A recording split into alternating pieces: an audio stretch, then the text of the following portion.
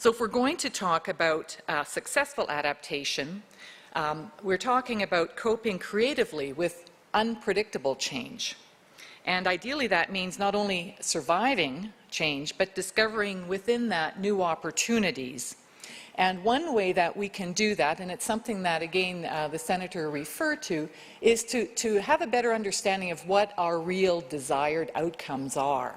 And we refer to those sometimes as metrics, because to know if we're successful, we have to somehow be able to measure that we're progressing in the right direction. And so I've mentioned here that it's not merely conserving what once was, but looking to manage our resources so that all the benefits that all of the people are deriving are sustained or enhanced, despite inevitable change.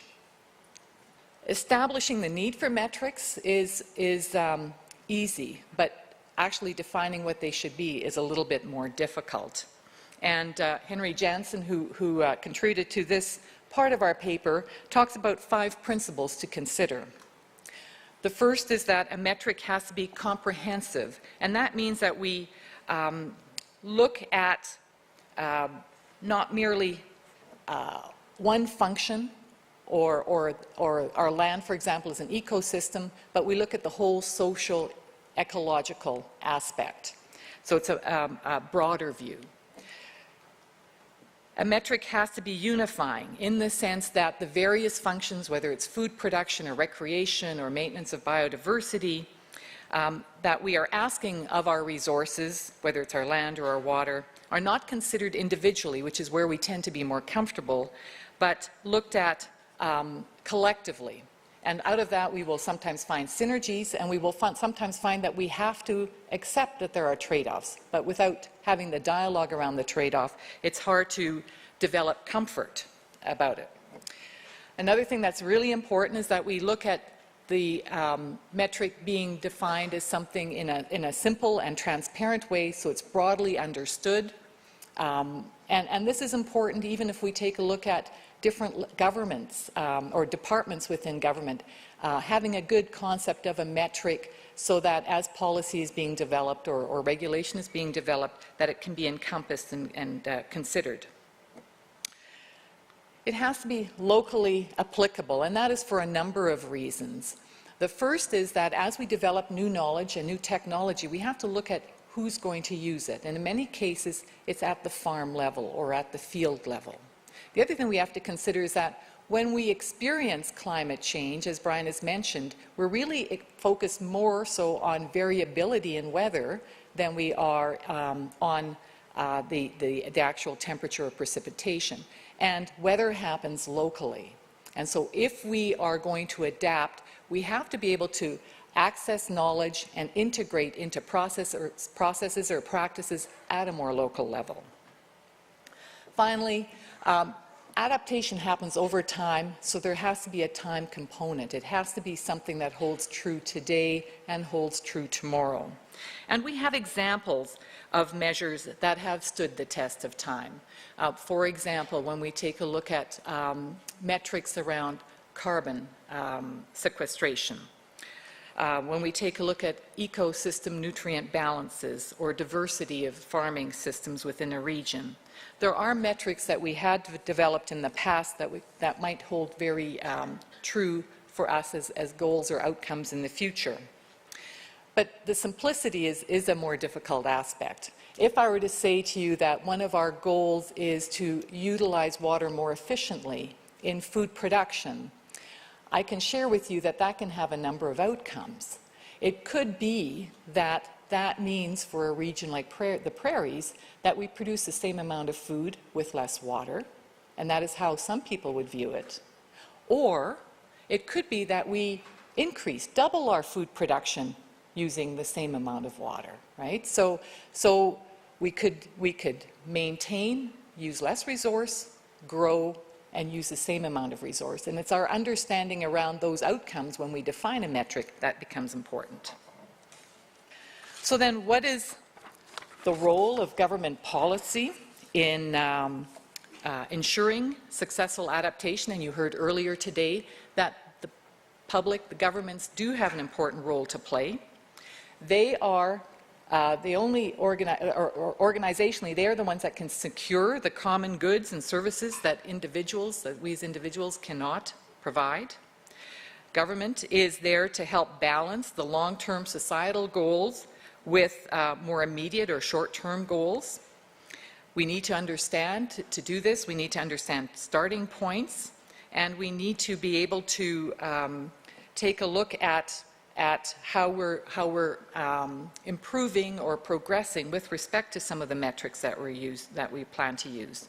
So increasingly, I think, as a public sector, that we will have to be more willing to be engaged in some of those comprehensive assessments, and we have to probably look at vehicles by which we are better at data sharing. Often private sector holds the data that public sector needs to be able to make good decisions.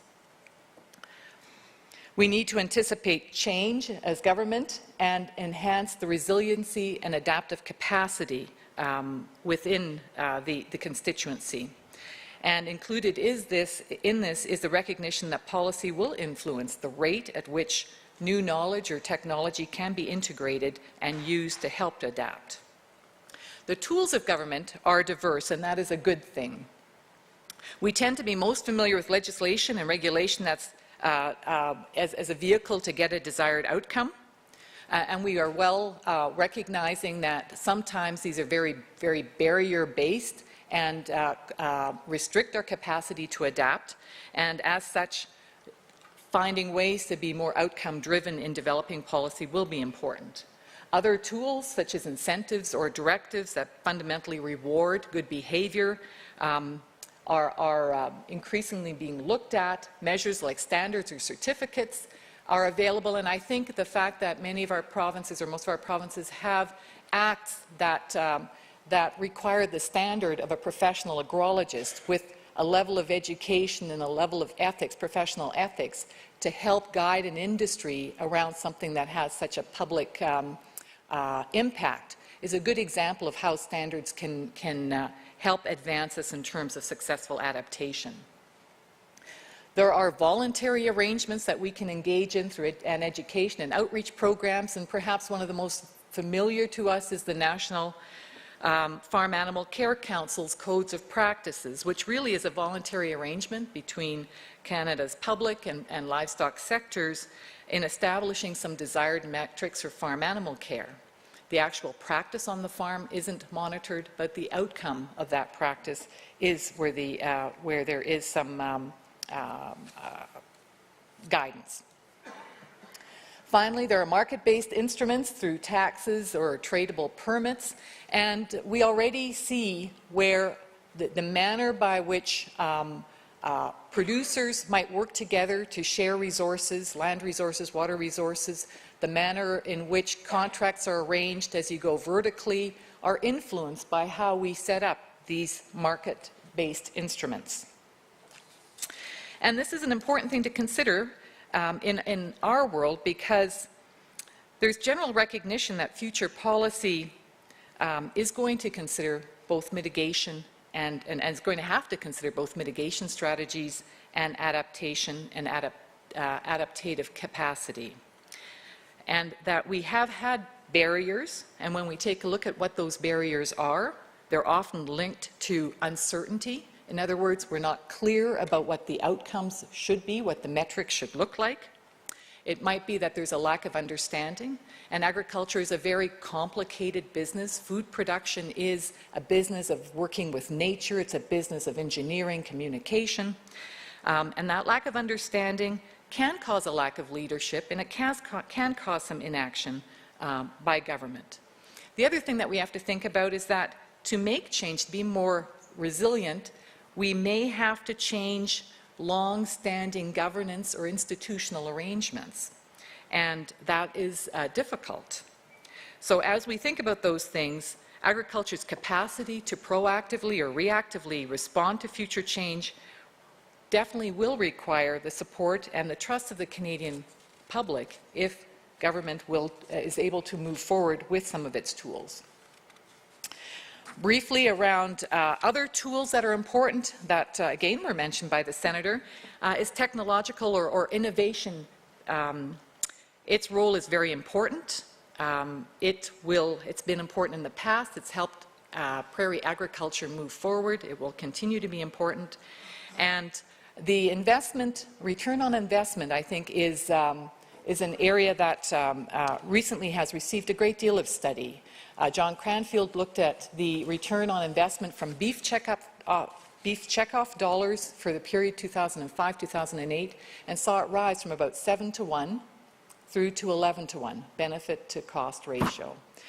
Richard Gray with the University of Saskatchewan, he and some of his colleagues just recently finished a report, and for the crop sector around technological innovation, that ratio is somewhere between 11-to-1 and 20-to-1. And so if we think about the fact that climate change is going to happen here, climate change is also going to happen globally, what is it that allows us to move forward, given that we are an export-based competitive industry? A great deal of that opportunity does rest with innovation.